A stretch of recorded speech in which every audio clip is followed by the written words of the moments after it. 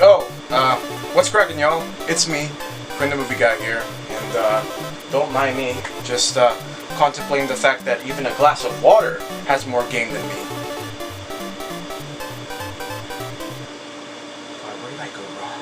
Elemental, the newest addition to Pixar's onslaught of originality and not in correlation with their other existing IPs that provide a stable amount of relevancy and not to mention profit. The movie follows Ember Lumen, a quick-witted yet very hot-tempered fire element who meets and falls in love with a water element named Great Ripple after ugly circumstances leads the two on a mission to prevent an undesirable outcome from happening. I'm going to be real honest. I think that Pixar has been on a bit of a downward spiral with their recent releases, most especially their last entry, Lightyear, being an absolute bomb at the box office. That's not to say that the studio is at fault. I mean, we also gotta take into account their other successful film, Turning Red, which was an absolute breath of fresh air. I'm pretty sure that general audiences, such as myself, deserve a break from stories intertwined within their popular franchises. So prior to going into Elemental, I wasn't really expecting anything out of this world, awe-inspiring, or even an absolute spectacle. There was even a point in the middle of marketing, which this movie lacked a great deal of. I forgot that this movie was even in development, and now going into this movie, it felt like a little bit of an underwhelming force, considering that no one appeared to be paying this movie any attention whatsoever.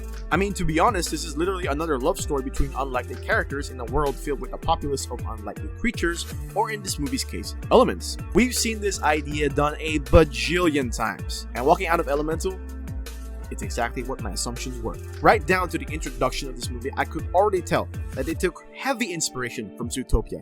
And it's just, okay, taking things under inspiration isn't necessarily a bad thing. Perhaps I'm merely nitpicking like the nerd that I am. Aside from that, there was never a doubt in my mind that Pixar knocks it out of the park with the quality of their animation. And with the fully realized scope of Element City being scaled into each frame, I could honestly still see the amount of love and passion poured into this movie and its world. It's pretty to look at.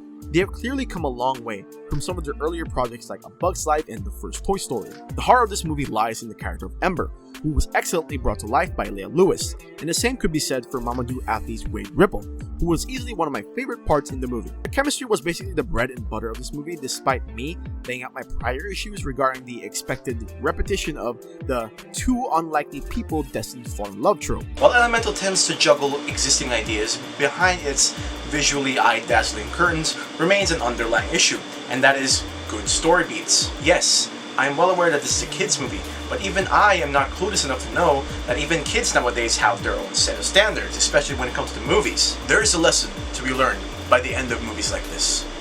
But I just gotta say it. I gotta say it. The love trope. There are certain aspects to it that work, and there are some aspects that just further proves my point on why Pixar is losing their spark on realizing logically practical ways of storytelling through a different scope of lens. Don't get me wrong, there's still something to enjoy out of this movie. Unfortunately, it is still noticeable from the get-go that it's still not enough to reignite the flame that Pixar once had with their previous projects. Creativity is consistent, but not to the point where you walk out of this movie completely aware of what story they were trying to tell. Because there's nothing to expect out of Elemental, and therefore it ultimately gets watered down by its lackluster marketing and a story that's carried over by borrowed ideas boiled down to repetition. So now we've got a good look of worlds inhabited by cars, animals of different species, and now elements.